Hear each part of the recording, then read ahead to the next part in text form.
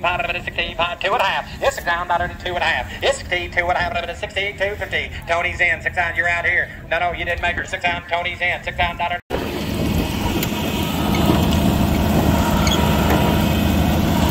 I think it'll run.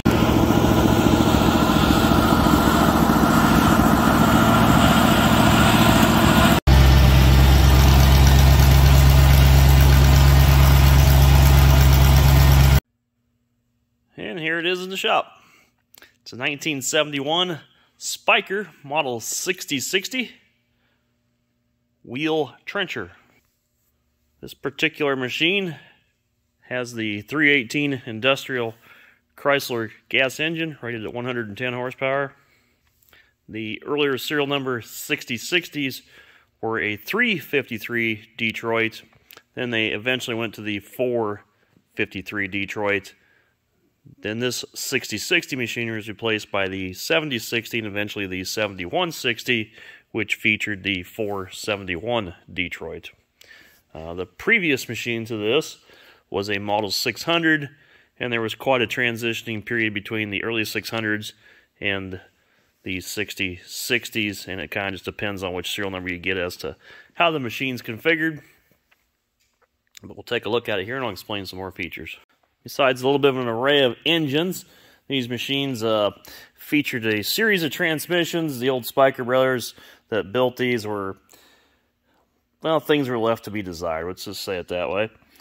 Originally, this had 4 transmissions in it. So you got 1, 2, 3, and there's one missing here because this one has had the case there flipped upside down. Then the hydrostatic drive added. These are factory, not a hydro. These were factory gear drive, and how they dropped reduction to go slow enough was to go through a series of transmissions. This one had the hydrostatic drive added. Being a 6060, this uses the new process 435 large shaft, whereas the 600 used a GM 420 transmission. And again, this has been converted to hydrostat. And the 7060s and 7160s used hydros. They were a little bit of an upgraded machine, the 7060s. Basically the same configuration, just a little more power, but substantially larger price tag.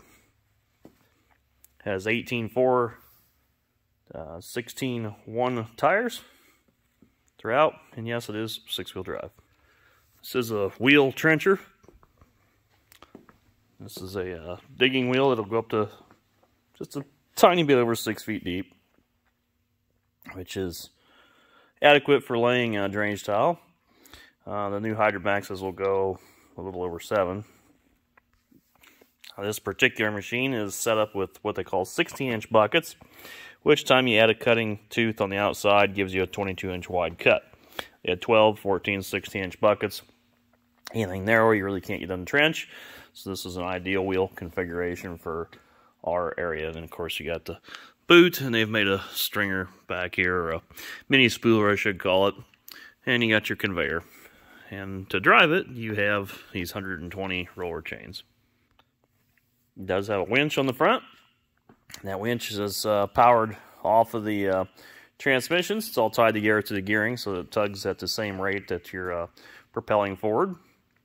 Again, this was converted to hydrostat, so it eliminated the need to run some of the transmissions.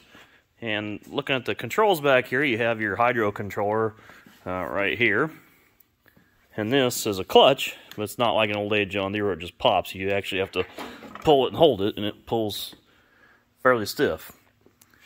Then you have your lead transmission, the gear shift, which is nothing more than a control rod that goes all the way up there. Then the other 2 transmissions are shifted up there, but you never shift them because it's had the hydro added. Otherwise, there'd be a series of gear shifts here. This particular transmission here, you have to have the clutch engaged, and you have to have this transmission in gear to get the hydro to go live. However, there is a gearbox up there, and that's what this does. It pulls a pin in and out, and that kicks the digging wheel on and off. So you'll shift the transmission, or shift that first transmission, which changes the digging wheel speeds, but you activate it with this. Here we have a throttle, conveyor selectors, you have your tandems, your conveyor there, and you have your grade and your mast. Pretty simple. You have a platform, yeah, it does have a seat, just swings back so when you get in the mud hole, it doesn't tear it off. Pretty crude. Usually you walk next to it or beside it, because when this is in the ground, this chain, everything's very, very close to your working station here. I think they did that for road transporting.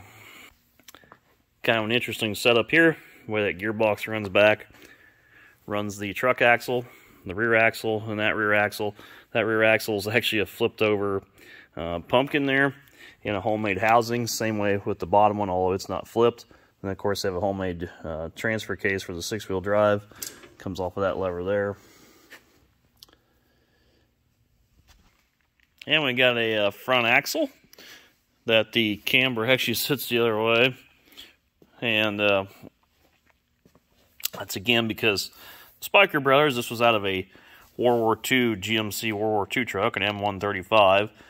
They bought tons of surplus stuff, and then they built the rest or added on to it. And I think they just kind of used what they could get their hands on, but they flipped the axle upside down, and that's how they ran them. So everything was kind of on the opposite side. And we're putting Lucas and everything and doing a lot of service this machine.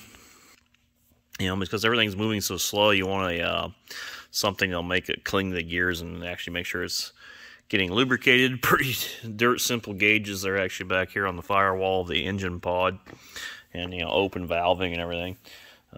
Still a little bit difficult to work on because you know things are buried down in there. But this machine had been sitting 8 years in the back of a barn until the lady decided to have a farm sale, sold everything out. It had pretty good care. The rarity to this machine in particular is the fact they'd spent the time and effort to make it into a hydro. It's pretty damn good shape, and the digging wheel's set up proper, so I was pretty proud to be able to get my hands on it.